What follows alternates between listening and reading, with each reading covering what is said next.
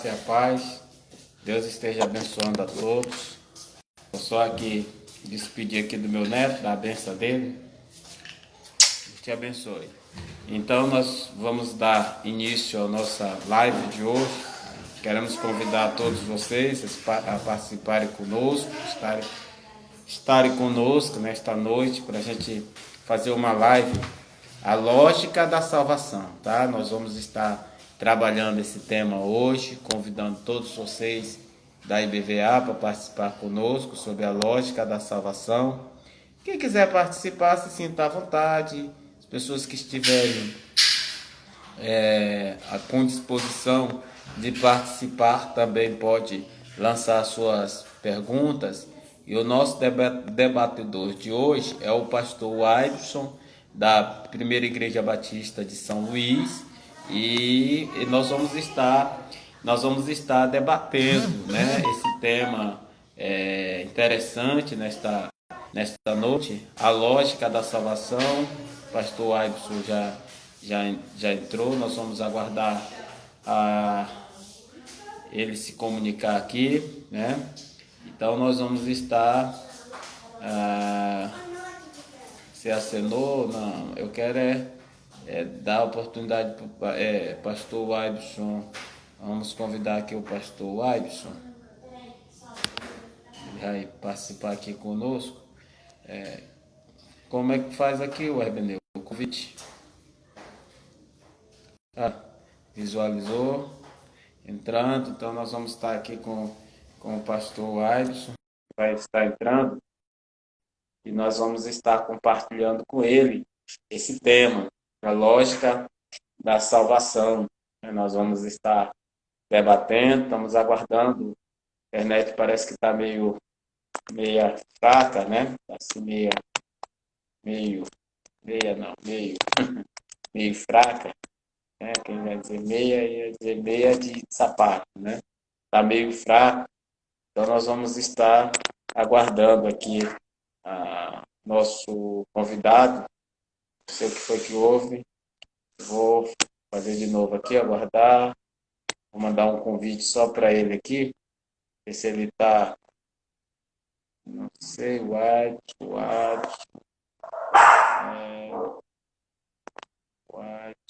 vai, envia o convite aqui para ele. Para ver se ele bate. Se ele entra hoje, agora. Nosso tema de hoje é a lógica da salvação. Nós vamos trabalhar um pouco sobre salvação. Sejam bem-vindos, os irmãos que já estão aqui conosco, tá? Nós temos aqui a irmã Daíse, que já está conosco, o irmão Otávio entrou, irmão Ionildo, irmã Cristiane, tá?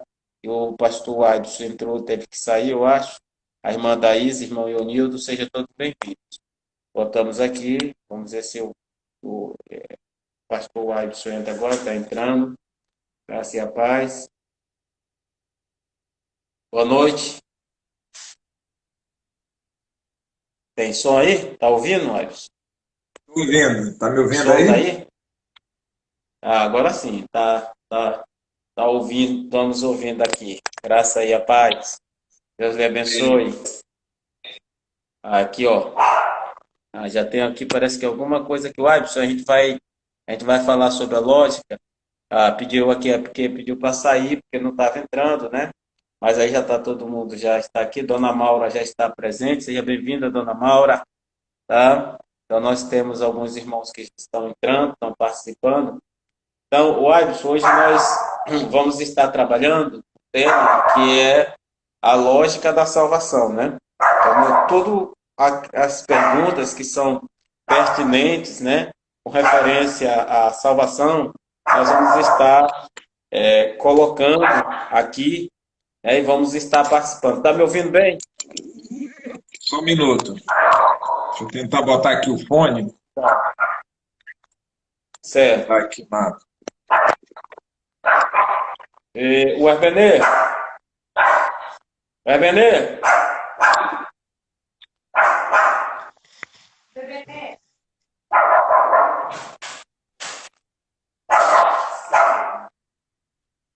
Tá ouvindo bem?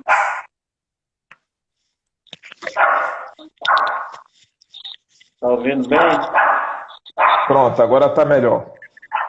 É porque a Mel está querendo participar da nossa live. Aí está latindo aqui. Então tá bom, meu irmão. Que Deus te abençoe. Vamos começar com uma palavra de oração, tá bom? Vamos agradecer Certo. ao nosso Deus, pedindo a Deus que Deus venha estar abençoando as nossas vidas nesse momento. Arrumar aqui o E cenário.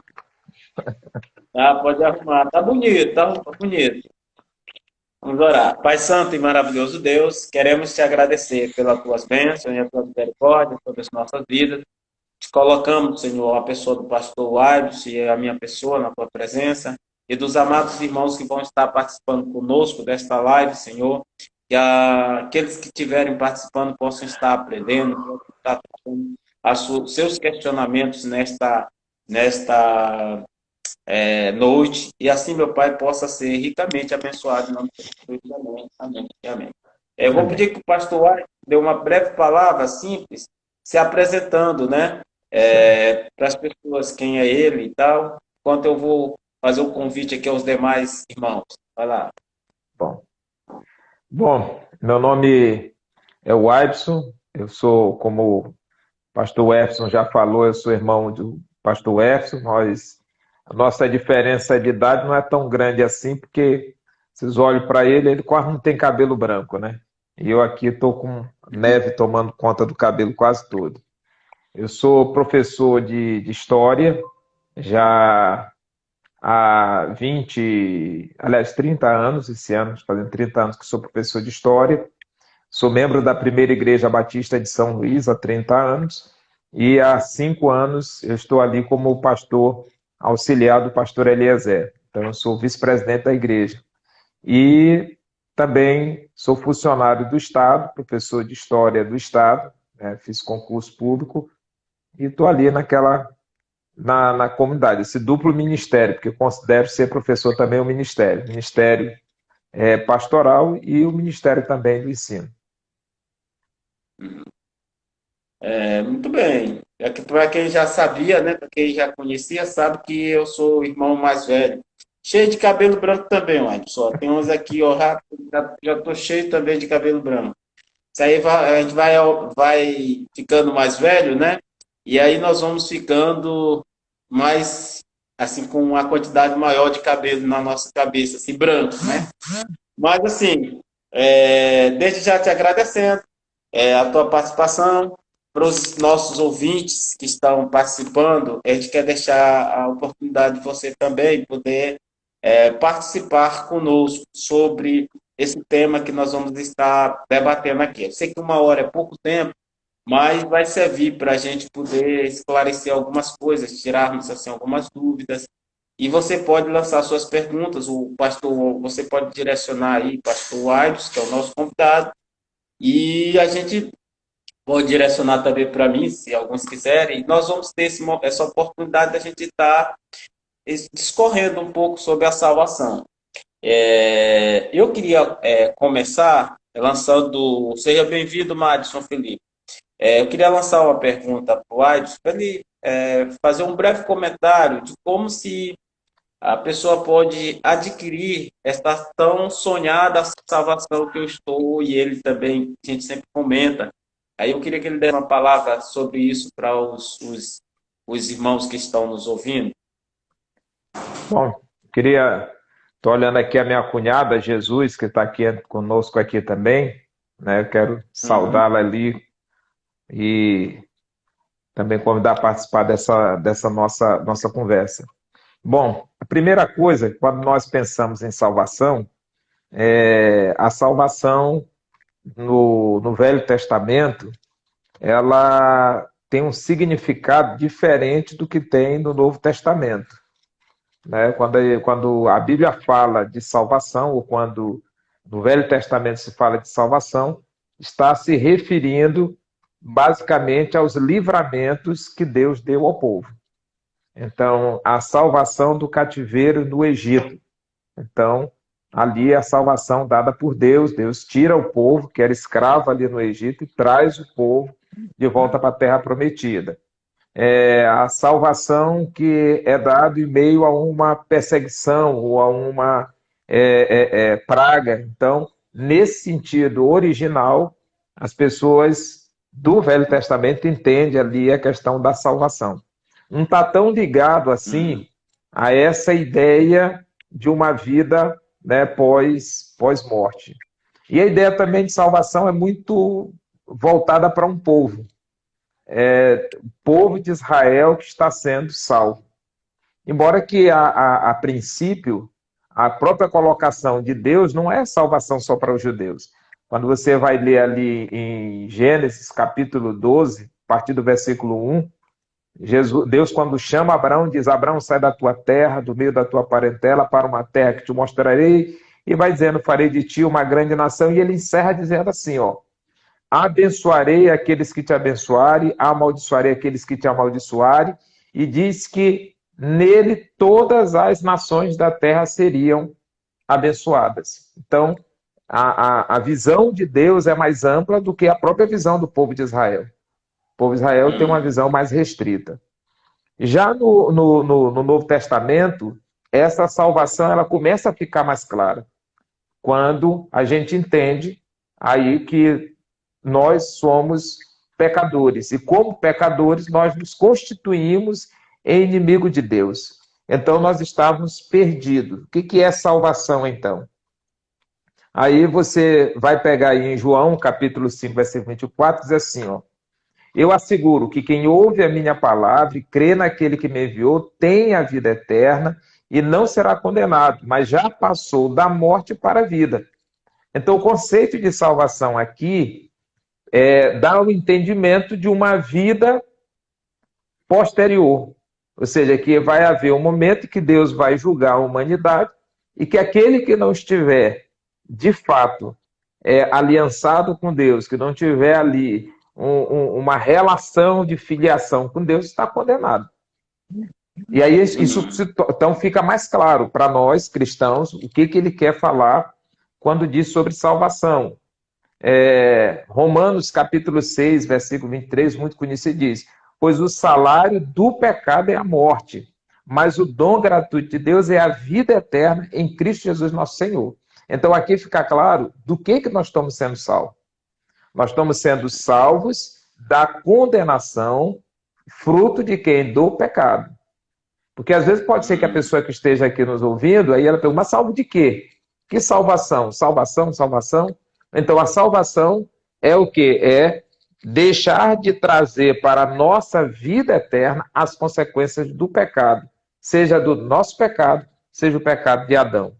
E aí, nesse sentido, nós vamos entender Efésios capítulo 2, versículo 8 e 9, que diz assim: pois vocês são salvos pela graça, por meio da fé. Isso não vem de vós, é dom de Deus, não por obras, para que ninguém se glorie. Então, Paulo aqui no livro aos Efésios está dizendo: olha, as nossas atitudes, elas não poderão garantir a nós salvação. O povo de Israel tinha consciência de que do seu pecado, do que o pecado dele produzia morte, destruição, condenação? Tinha porque eles realizavam os sacrifícios expiatórios. Então, quando eles ofereciam já em Abraão, nós percebemos isso. Abraão, não é Isaac o primeiro sacrifício que ele iria oferecer, ele já oferecia sacrifício. E aquele sacrifício era um sacrifício remidor, para eliminar o seu pecado, né, para que o pecado não caísse sobre ele. Quando João vê Jesus, diz: eis o Cordeiro de Deus que tira o pecado do mundo, ou seja, um sacrifício perfeito que não teria mais nenhum outro sacrifício para ser feito. Então, eu queria só fazer essa pequena introdução sobre o que é a salvação. A salvação é essa aliança com Deus, né? E por fim, então, para passar aqui para o pastor Edson, 1 Timóteo 1,15 diz: esta afirmação é fiel e digna de toda aceitação. Cristo Jesus veio ao mundo para salvar os pecadores, dos quais eu, o Aibson, sou o pior. Dos quais Paulo diz ele é o pior. Então, se você está mais ou menos no nível Assim, eu acho que Paulo, e nesse caso de pecador, eu estou num nível um pouco mais elevado do que Paulo. Eu acho que eu sou mais pecador do que Paulo. É, a questão da salvação, ela até é interessante, né? Eu não vou nem tanto usar muito a questão dos textos bíblicos, mas assim, trazer, eu consigo ver que a salvação é uma questão mais de um ato direcionado por Deus, né? Sim, para a humanidade caída, né? Vamos imaginar lá em Adão, né? Como tu citaste ainda agora no texto lá, Adão quebra essa aliança, né, com Deus, que ele estabeleceu uma aliança, e Deus agora, a partir desse ato de Adão, na promessa que é feita a Abraão no capítulo 12, que nele seria bendita todas as famílias da terra, a gente percebe a concepção de que é um ato de redenção de Deus para quem? Para a humanidade, onde ele resolve escolher aqueles que são de fato seus ou já foram feitos para a sua honra e a sua glória, né, preparados de antemão. E eu te faço mais uma outra pergunta, Watson. Quando a gente fala em salvação, né, que as pessoas que aceitam o Senhor Jesus Cristo, há necessidade desta salvação, há necessidade hoje desta pessoa aceitar o Senhor Jesus Cristo na sua concepção, para que ele obtenha a salvação? Olha, quando o Hermes me convidou para a gente participar Vou desse tentar debate, eu melhorar disse, eu- eu vou tentar melhorar um pouquinho, né? Eu estava ouvindo hoje num debate, né? Não era religião, não era religião e não era, vamos dizer assim, mas a ideia de que o Deus que está na Igreja Católica, o Deus que está na macumbaria, o Deus que estava lá, então é o movimento progressista da Igreja, né? Os cristãos progressistas, acho que você já ouviu falar alguma coisa desse tipo, né? Então, a ideia é de que nós temos que respeitar o Deus dos outros, assim, no sentido de que ele seria o mesmo nosso. Então, não haveria necessidade da igreja estar questionando, né? E eu vejo que entra muito em choque essa questão da aceitação do Senhor Jesus Cristo, né? Não sei assim, para a obtenção da salvação, não sei qual seria o teu entendimento nesse sentido. Também não sei se ficou claro, né? Porque a gente começa a falar muito, pode ser que não tenha ficado tão claro aí a questão para ti. não entendo. É assim, uma das. Eu geralmente, pela formação mais na área de história, não da filosofia, eu me posiciono muito na questão da Uhum, história, né? Por que que os cristãos foram perseguidos no primeiro século? Resposta uhum, clara. Porque no primeiro século, os cristãos negaram essa teologia, ou essa teoria. Porque para os romanos, uhum, né, toda religião é verdadeira. Os romanos não se preocupavam em negar a religião A, B ou C. Pelo contrário, todo Deus era verdadeiro, toda religião é verdadeira.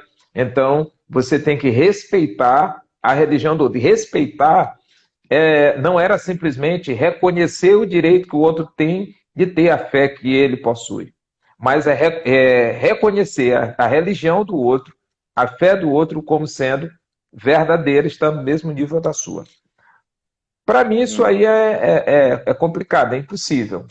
Por quê? Porque alguns conceitos de fé são excludentes.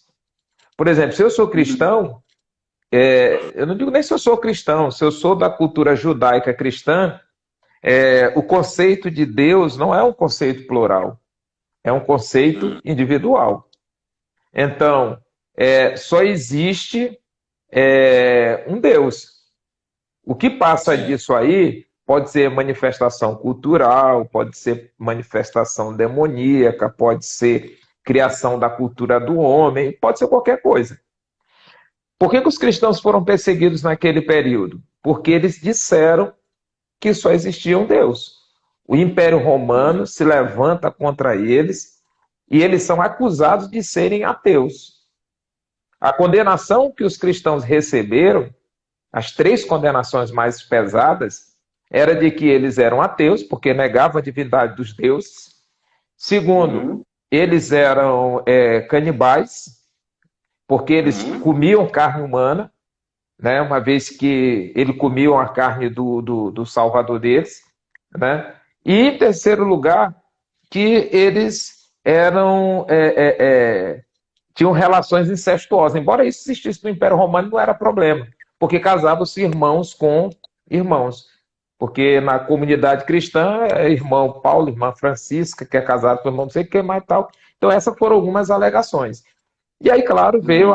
as outras, né, de que eles tinham incendiado Roma, e essas outras coisas são fatos menores. Mas a grande questão do tempo presente hoje é que nenhum cristão ele pode dizer que há uma salvação que negue Jesus. Pode até ter uma salvação que É, não conheça Jesus. Por que eu digo que não conheça é. Jesus? Porque os judeus, na antiguidade, não sabiam quem era Jesus. Eles não sabiam. Mas havia uma promessa que eles trouxeram para si. Eles reconheceram que havia uma promessa. É, Uhum. Outros indivíduos podem ter sido salvos por uma revelação que apontava para a necessidade de uma mudança de vida e de uma ação de Deus no sentido da remissão do homem. Só que isso aí é uma ginástica teológica muito grande, que eu particularmente não me sinto tão capacitado para fazê-lo. Eu entendo que a salvação ela é em Cristo Jesus. Fora de Jesus não há salvação. Hum. É o irmão Valmir Vasconcelos, ele botou assim uma coisa aqui, não sei se tu chegaste a ver, ele botou, precisa compreender a diferença entre espiritualidade e religiosidade. Eu acho que ele quis completar alguma coisa, ele falou enquanto eu estava respondendo, Isso. né? Quando nós tem alguma resposta aí para ele nesse sentido? Sim. Por exemplo, Ou seja, religiosidade, ela uhum, é um saco furado. Religiosidade é um saco furado. Por quê? Porque se baseia em ritos. Na uhum, religiosidade, o homem se justifica pelos seus próprios atos. Então, uhum, eu faço. Eu quero, por exemplo, no caso dos judeus.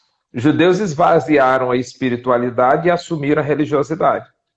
Então, eles tinham os ritos que eles tinham que cumprir, e se eles cumprissem aqueles ritos, então o resto não importava.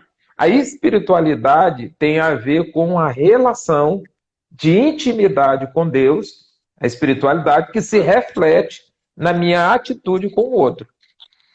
Quando Jesus, uhum. uma maior tradução que tem de espiritualidade é a que é dada por Jesus. Amarás o Senhor teu Aí Deus tá, sobre todas as coisas e ao teu próximo como a ti mesmo. Outro aqui, conceito de espiritualidade que ele diz assim para a mulher samaritana: chegará o tempo em que os verdadeiros adoradores adorarão o Pai em espírito e em verdade. Jesus não estava tão preocupado com o sábado, não estava preocupado com questão de templo ou não templo. Jesus estava preocupado com a essência do indivíduo, do seu relacionamento com Deus. é.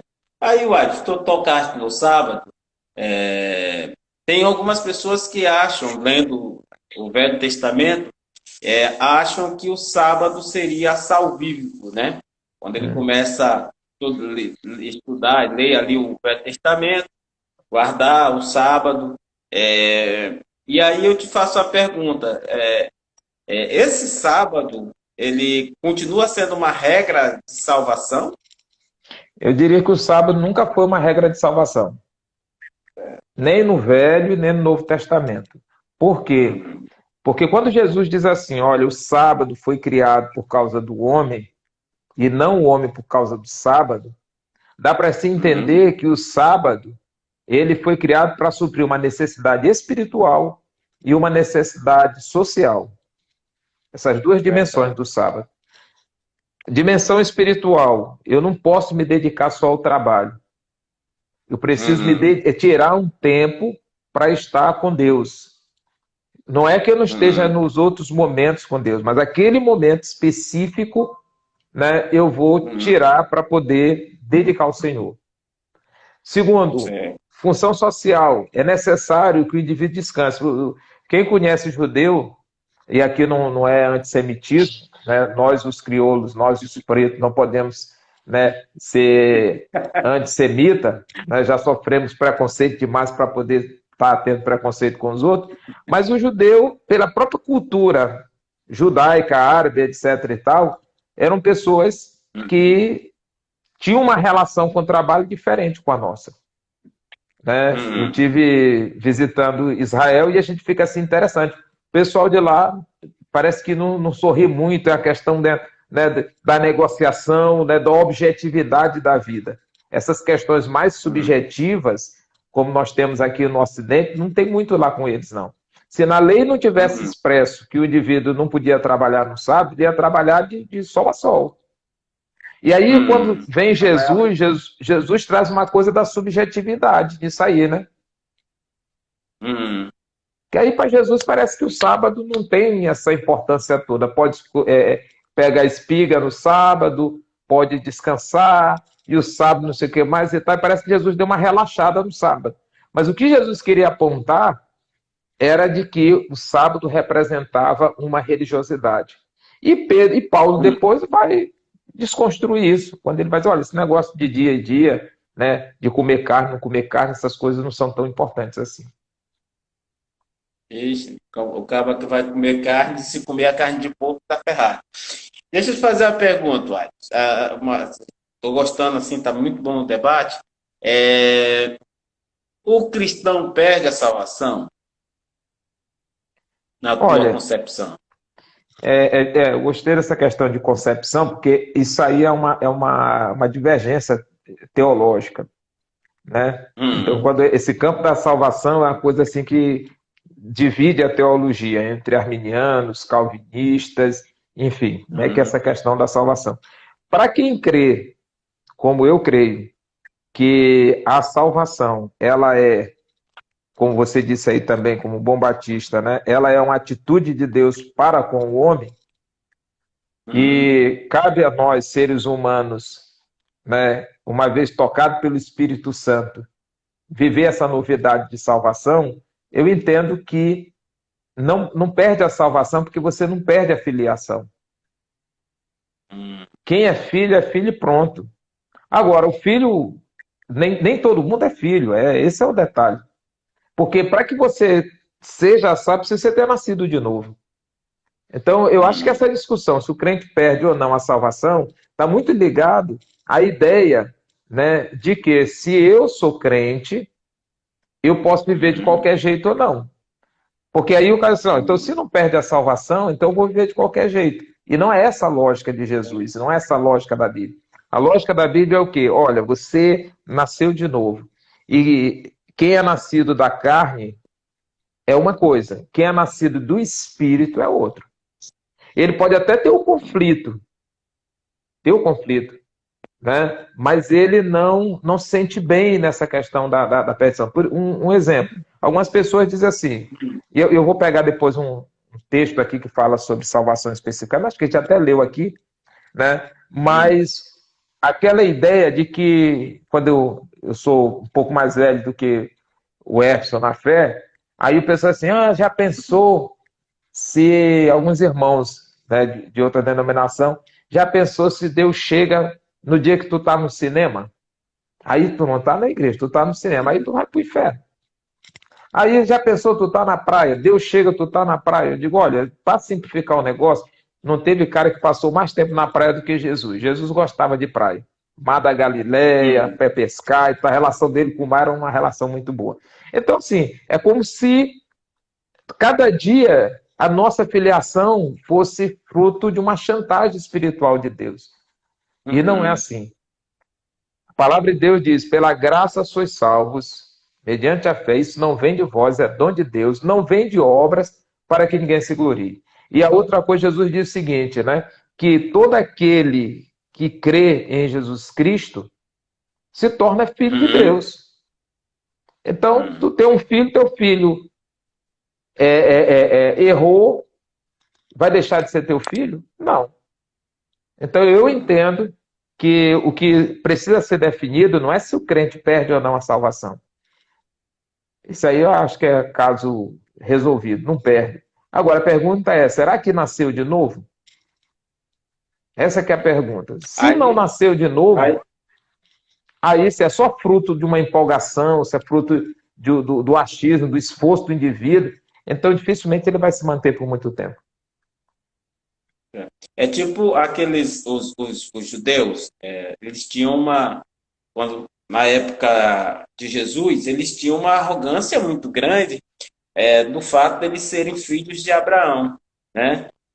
Aquela coisa, quando Jesus disse para alguns deles, olha, o pai de vocês é o diabo, né? Por que que era o diabo? Porque se Abraão tivesse vivo, vamos dar um exemplo, ele não ia querer me matar.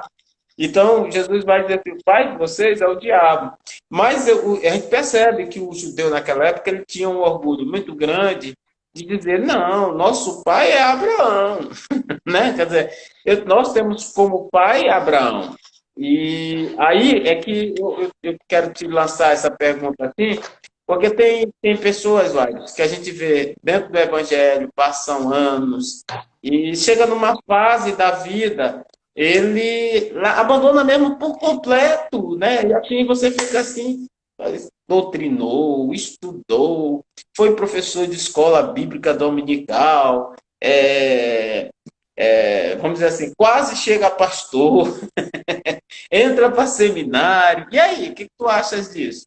Na tua opinião? Tem algumas perguntas aqui, eu vou primeiro deixar aqui, depois eu entro nas perguntas dos irmãos. Eu vejo assim, né? Voltando sobre esse negócio aí, eu acho que um dia a gente tem que conversar só sobre judeu. Porque, assim, primeiro, essa coisa do orgulho do judeu não é coisa do passado, é de hoje também. Uhum, da igreja. Não, eu digo do judeu mesmo. Porque isso aí, Uhum, a gente está uma vez lá em Jerusalém, e aí um colega meu disse assim: rapaz, faz um teste aí. Qual o teste? Sauda os judeus. Eles passam o judeu por shalom, shalom, shalom. Fala com ele para ver. Nem as crianças vão te cumprimentar. Aquele judeu uhum, fundamentalista, né? Aquele judeu ortodoxo, aquele que usa aquela trança, o chapéu, usa aqui enfim, lá os símbolos dele. Aí a gente passa por lá e eu digo: deixa eu fazer um teste. Opa, oi, shalom e tal, nada. Por quê? Porque aquele povo, eles ainda têm uma compreensão do exclusivismo, uhum. que fora do judaísmo não tem salvação. Não é fora de Cristo, é Tá fora tudo do tradução, né? judaísmo.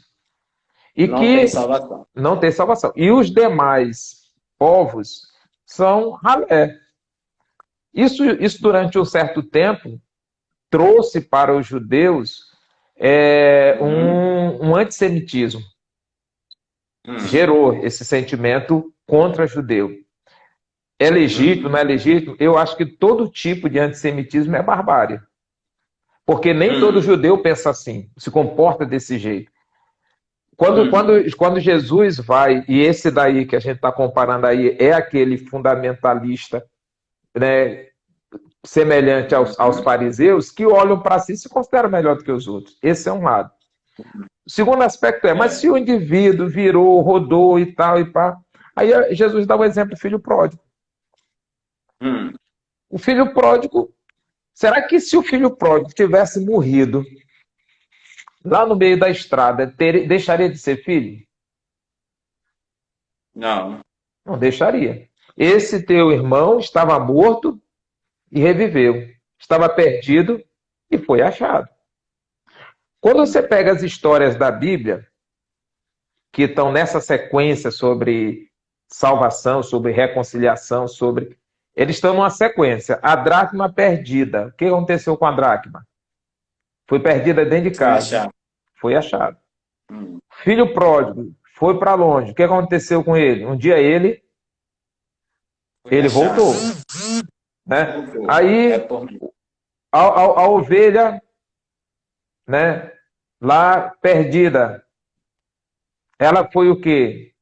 Foi buscada. Então, o que eu entendo Hum. é que eu não tenho como avaliar em que momento Deus vai buscar o filho dele e como vai buscar.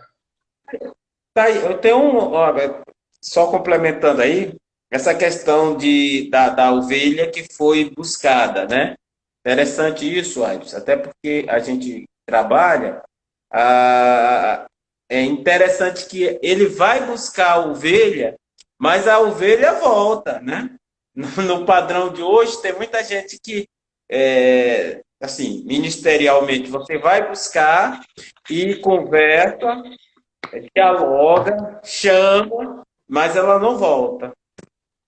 Quer dizer, é interessante a gente poder entender essa concepção de Jesus ter ido buscar a ovelha, porque de fato era a ovelha dele. E há uma passagem na Bíblia, de João 10, que vai dizer mais ou menos assim: as minhas ovelhas ouvem a minha voz. Né? Então, por isso ele vai buscar essas ovelhas, elas vão voltar, porque elas são ovelhas. Então, elas têm a salvação.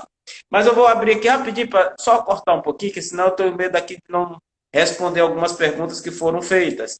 Rapidinho. O irmão Mike, é um adolescente da nossa igreja. Ele está fazendo uma pergunta assim, simples. Ele está abrindo o seguinte questionamento: o batismo salva? Mas para não ficar fora, eu vou juntar outras que são parecidas, tá certo? E quem ainda, irmã Cristiane, diz assim, e quem ainda não é batizado, está salvo? Deixa eu ver se essa outra pergunta aqui do Madis, novamente, esse adolescente. Ele diz assim, mas nós cristãos ainda devemos estar, não sei se tu consegue, aqui, acho que é do lado dos judeus, que há uma confusão dessa questão de pessoas que defendem os judeus ainda como religião até hoje. Nossa, entendeu? Aí eu vou deixar contigo aí, deixa eu ver se tem mais outro aqui. Aí o Madison ele sempre pergunta, viu, meu irmão? Não fica assim preocupado, não. Não, eu Mas gosto de nós, pergunta. viu? Mas nós cristãos ainda devemos estar, ele repetiu a pergunta, do lado dos judeus, pois a promessa de Deus para Abraão, abençoarei os que te abençoarem e amaldiçoarei os que te amaldiçoarem. Aí, explica aí para ele. Começa lá, ele começa esse batismo salva, aí... Eu começo assim, deixa eu começar, eu posso começar de um jeito mais fácil, mas eu vou começar de um jeito mais difícil. Ou seja, quem não for batizado não vai ser salvo. Tá? Agora vamos saber que batismo nós estamos falando. Se é o batismo de João ou se é o batismo de Jesus. Porque João diz, olha, eu batizo vocês com água. Mas vem alguém de quem eu não sou digno de desatar as sandálias, esse vos batizará o quê? Com o Espírito Santo. O Espírito Santo. Então, nós os batistas, nós entendemos que o pastor faz no dia em que ele batiza alguém nas águas, é só dar uma demonstração pública, um testemunho público, de que aquele indivíduo já foi batizado no Espírito Santo. Então, o que salva é o batismo no Espírito Santo. Mas o que é o batismo no Espírito Santo? É aquele momento na sua vida, quando você ouve a mensagem do Evangelho, se convence que você é pecador, entende que fora de Jesus não há salvação, e você diz assim, olha, hoje eu sou nova criatura em Cristo Jesus. Ali você é batizado. Por quê? Porque quem faz essa obra é o Espírito Santo. O Espírito da verdade que o mundo não conhece. Convencerá o quê? Do pecado, da justiça e do juízo. Aí se alguém não se batizar nas águas, o que vai acontecer? Bom, se ele não batizou nas águas porque não teve tempo, não tem problema nenhum. Aquele indivíduo que estava lá na cruz não teve tempo de ser batizado nas águas. Agora, se ele não se batizou nas águas porque ele entendeu que não podia assumir esse compromisso, que era responsabilidade demais dele e tal, aí eu preciso entender se ele assumiu um compromisso com Cristo. Certo. A salvação sempre é uma questão subjetiva. Não dá para eu dizer quem é salvo e quem não é salvo. Agora, a própria pessoa sabe que tipo de relacionamento ela tem com Deus. Só para pegar o que tu falaste ainda agora, meu irmão, sobre esse negócio da ovelha, há uma diferença entre a ovelha, a dracma e o filho pródigo. A dracma foi perdida dentro de casa. A dracma não disse, eu vou me perder. Não, ela foi perdida. Foi, de alguma forma, a negligência de quem estava pastoreando, de quem estava cuidando da dracma. A ovelha, ela foi perdida, ela saiu desgarrada. Aquela ovelha, ela pode ter saído por falta de direcionamento, porque faltou e tal, mas não é rebeldia. O filho pródigo, ele é rebelde. E é tanto que no caso da rebeldia, ninguém vai atrás dele. É verdade, verdade. Não vai Ele atrás é que se dele. arrepende e ele Ele volta. é que cai em si e retorna. Então, às vezes, nós É. temos aquela ideia de que aquele irmão na igreja que é rebelde, ô pastor, Hum. o irmão, eu vou pegar o nome, porque eu acho que ninguém tem esse nome lá na tua igreja, não. O irmão Cipriano, ele, Ah, ele, fica ele ali. foi embora da igreja porque ele acha que a igreja não cuida dele, que a igreja aqui é um bando de hipócrita, que a igreja... Bom, ou você vai pregar o evangelho para aquele indivíduo se converter, porque ele não converteu, ou então você deixa esse rapaz lá. Porque o rebelde, você não pode trazer para o aprisco, porque o rebelde provoca rebelião. Foi o que aconteceu com o diabo. Quando alguém, uma vez um adolescente, me perguntou, pastor, diga, pastor não, você diga, pergunta, por que a gente não simplifica? Assim, prega o evangelho para o cão, para o diabo, ele se converte, pronto, acabou. Eu digo, beleza, tu inventou a roda. Então, É quando a uma gente teologia nova. Hein?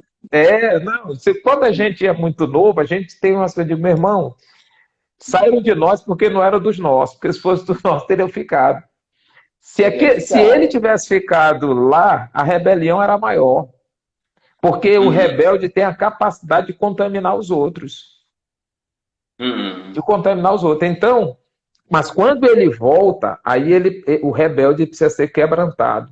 Então ele foi quebrantado, ele viu que ele estava errado, ele percebeu que o pai sempre o tinha amado, ele percebeu que ele tinha sido tratado bem, que ele tinha sido injusto com o pai. Mas antes, qual era o sentimento dele?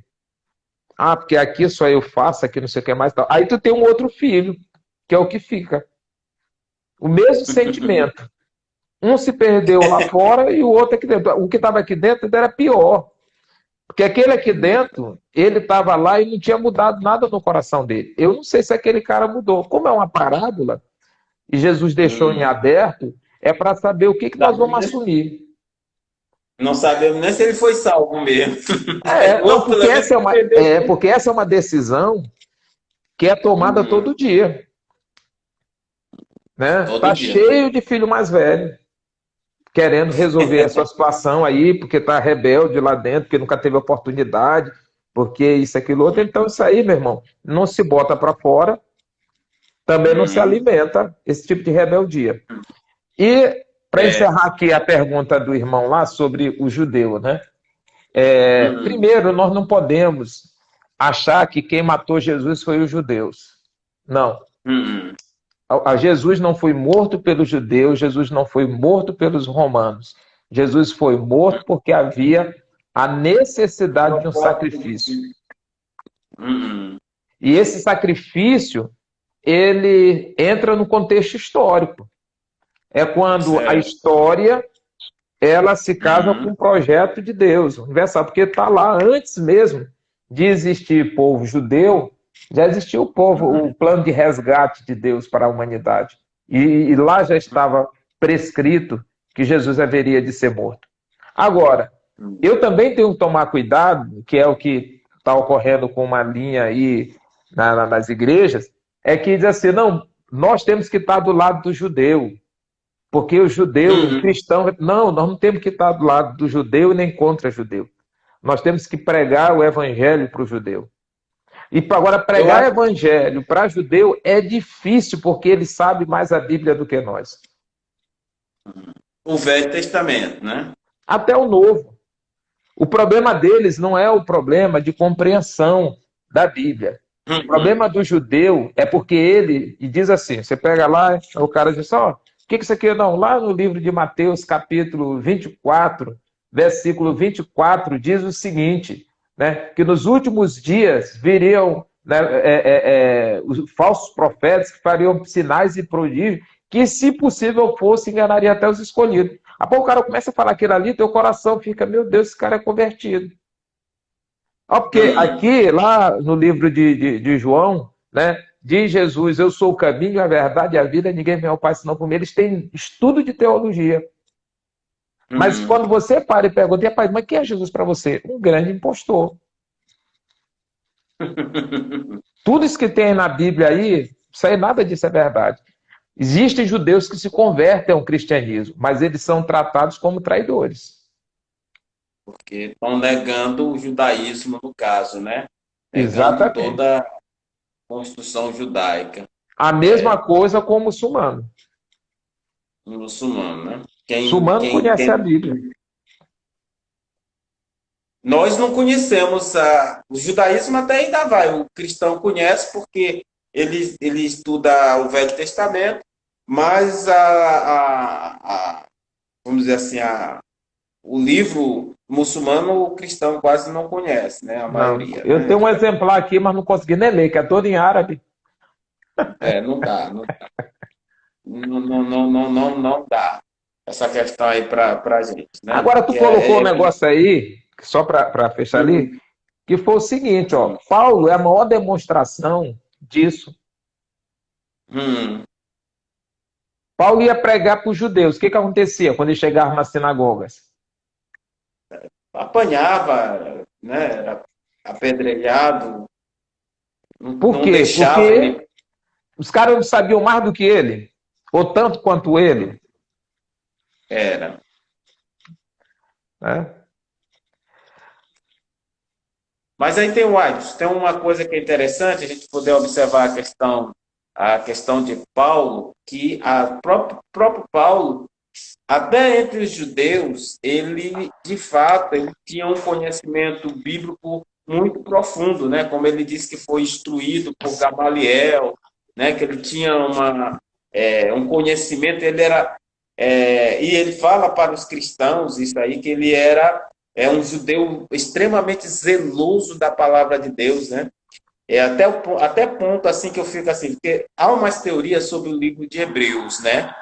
Da autoria do livro de Hebreus. Aqui eu vou fazer aqui uma conjectura minha. Eu, por exemplo, eu considero que, assim, particularmente, eu considero que o autor da carta aos Hebreus teria sido Paulo, em razão da linguagem que a gente encontra na carta, né? E, por outro lado, se Paulo se identificasse como autor da carta, como ele era rejeitado pelos judeus, não seria recebida aquela carta. Então, uma carta sem autoria conhecida, né, vamos dizer assim, sem identificação de Paulo, teria a capacidade de ser bem mais aceita pelos judeus, porque o próprio nome da carta é Hebreus, a carta era para os hebreus, para os judeus, né? Tu achas disso?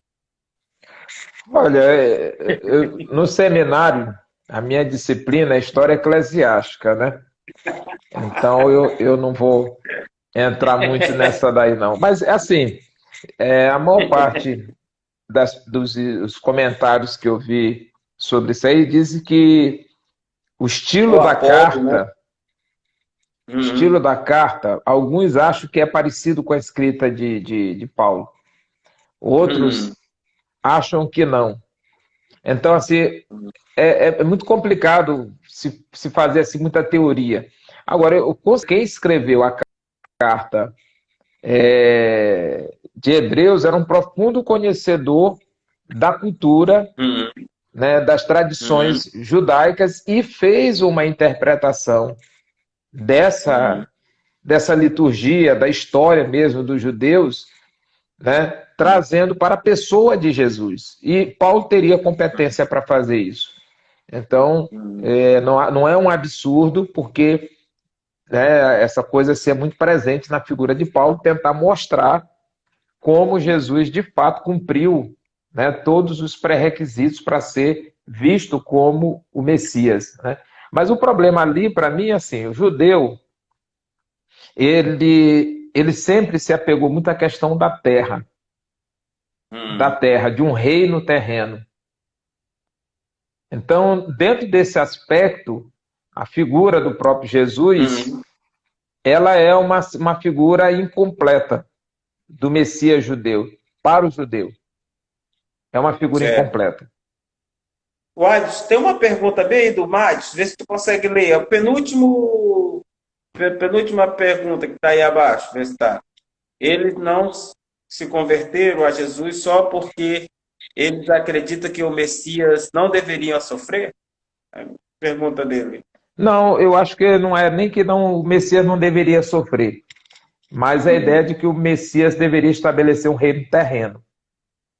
Hum, Porque, assim, como a gente falou ainda agora, hum, Abraão, Abraão ele não viu a promessa cumprida dentro da hum, compreensão do judeu, mas sim a sua descendência.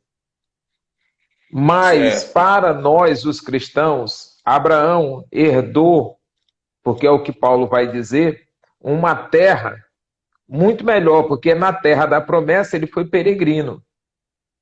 Então, Hum, a briga do judeu pela terra faz com que a salvação seja para ele secundária. O que para ele é hum, mais importante é a terra, é aquela região da terra prometida. E aí vem toda a guerra. Nós, que temos 500 anos de história, somos meninos perto da história desse povo. Se chegar para hum, alguém aqui e dizer assim, ó, só eu vou arranjar para tu ir para a Austrália com a tua família, vou te dar lá terra, tu vai trabalhar lá, o sei o que mais e tal, a gente vai sentir mais falta dos parentes, dos do que da amigos, terra. do que da terra. A terra para a gente não tem essa relação toda, mas para eles não. A terra em si, ela é sagrada. Hum, E vem Jesus, que deveria fazer o quê? Que deveria expulsar os romanos, hum, destruir aquele império, estabelecer um império muito maior, porque era o que eles esperavam. E é o que nós acreditamos. Só que a certo. nossa compreensão de império é um império definitivo e não temporal. E é um império que se estabelecerá na plenitude, não na plenitude dos tempos, que é ali quando Jesus vem, né? Mas da realização do projeto final de Deus. Então, Certo. que aí se entra no conceito de salvação. Quando Jesus vier, ele vai restaurar todas as coisas e aí vai estabelecer uma terra perfeita, um governo eterno. Tá bom. Eu acho que nós já estamos quase chegando ao fim, Alisson. Eu acho que tivemos aí poucos minutos, mas eu acho que ainda dá tempo de alguma pergunta dos irmãos aí, né? Quem tiver alguma pergunta, deixa eu ver se eu não pulei nenhuma aqui, né? O nosso campeão de perguntas é sempre aqui o Madison, né? Sempre ele pergunta e ele é um jovem que tem a visão até ministerial, né? Tem vontade de ser pastor e que Deus abençoe, que Deus abra os caminhos para a vida dele. Acho que deve ter uns 14 anos. Um jovenzinho nosso bem abençoado. Mas deixa eu ver aqui, ó, a irmã Cristiane botou amém, já pensei que era alguma pergunta, assim. Então, assim, Wadson, para quem tem uma concepção, só para dar um fechamento aí, para quem tem uma concepção de que o cristão pode perder a salvação. Tem as pessoas na igreja, eu não sei se na Batista, na PIB de São Luís pode ter, mas a gente trabalha muito com novos convertidos. Que palavra tu daria para ele se convencer de que o crente realmente não perde a salvação? Olha, existem. Hum, agora eu não sei. Internet aqui. Dá para voltar? Uma Oi, tem. interrupção, né? Vai, Alguém fala aí. tentou me ligar aí. Eu aprendi muito. Que Deus abençoe. Tem uma pergunta aqui. Eu aprendi muito. Que Deus abençoe a vida dos irmãos. Obrigado. Deus, obrigado pela sua participação. Vai lá, ué. Diz que aqui. Não sei se pode o Olha, eu Alisson. estou tendo um problema Fala. aí que alguém está me ligando direto aí, e aí eu acho que está de vez em quando interrompendo. a Não, ligação, mas né? pode. Vai lá. Então, assim, primeira coisa que nós vamos entender, a filiação é plena, Certo? né? Não existe filiação pela metade. Jesus, ele disse que todo aquele que vai para ele, o que está nas mãos dele, ninguém vai arrebatar da mão dele. É. Então, não tem como o diabo retirar da mão de Jesus. Segundo lugar, Hum.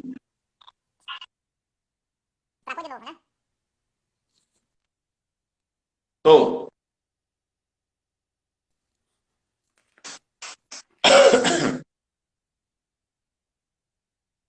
Vocês estão um falso Messias. Mas virá então um falso Messias. Acho que o Aibs aqui. Então, Marcos, essa questão do falso Messias, na visão dos judeus, o Senhor Jesus Cristo seria um falso Messias para os judeus. Ah, já, Aibs? Já não. Deu um problema lá no contato do Aibs. Vamos aguardando enquanto ele se ajeita aí. Então, não. Então, Marcos, para os judeus, Jesus eles teriam uma concepção de que Jesus era um falso Messias. Pode continuar, Watson. então assim, a filiação é plena. Uhum, Então, uhum, Jesus morreu para que nós pudéssemos ser filhos de Deus. Segundo lugar, o uhum, selo do Espírito Santo. Quando o Espírito uhum, Santo habita no indivíduo, diz que ele foi selado. E uhum, selado no sentido de uma correspondência, que uma vez que você coloca um selo, na época era o selo do imperador, né? Você colocava ali, era garantia de que ia chegar. E aquele selo significava dizer também que ele não seria violado. A garantia de que não era violado, ia chegar e não ia ser violado. E a outra certo. coisa é que a Bíblia também nos garante que nós Uhum, não somos salvos pelas obras. Agora, certo. essa é sempre uma coisa complicada, eu não gosto muito de entrar nesse mérito, porque, voltando Uhum, a lembrar aquilo ali, se você não levar em consideração que é preciso ter fruto, você vai pensar que qualquer um foi salvo. certo. Então, quando aquela discussão entre Tiago e Paulo, né, se a salvação é pela obra, ou se é pela fé, tá, isso aí é uma coisa inócua, porque na verdade obras são resultados de uma vida transformada. E ponto final, Certo. né? Agora, sobre esse negócio Não, aqui, virá então os mestres, né, para os judeus. Olha, lá na época de Jesus, Jesus não foi o único Messias que apareceu. Ali certo. apareceram muitos messias e inclusive muitos deles faziam milagres e esses milagres eles cobravam por ele. A diferença de Jesus quando ele disse, ó, e ele ensinava como quem tinha autoridade, porque muitos daqueles falsos messias, né, tem um cara chamado de Bar Jesus, né, que aparece naquele tempo Uhum, ali também. Então, faziam milagres, cobravam pelos milagres, não tinham como ter comprovação, então esses não se firmaram, não se firmaram. Eu acho que certo. até, salvo engano, é, o discipulador de Paulo, que nós falamos ainda agora, Gamaliel, Gamaliel, Gamaliel, que diz Gamaliel. que vai dizer, olha, veio antigamente alguém pregando, acho que é ele que diz, e fez milagres, não sei o que mais e tal, e aí mataram, e pode ser que esse seja outro. Então, se for de Deus, vai prosperar, se não for, esse negócio vai, pouco tempo perde força. Então, Jesus, ele consegue Uhum, ultrapassar o limite do seu tempo, porque nenhum desses outros tinha essa visão sacrificial do evangelho. Nenhum desses outros se entregou de fato. se entregou. O Adson, completando aqui quando tu falaste lá pelas obras, né? E aí é interessante a gente fazer uma observação que a obra que tu estás falando, no meu entender, em Tiago, é exatamente é uma obra consequência da fé. E a Isso. obra lá que Jesus fala é de mérito, né? É a questão de a pessoa entender que tem mérito. Tá bom? Uai, nós estamos encerrando.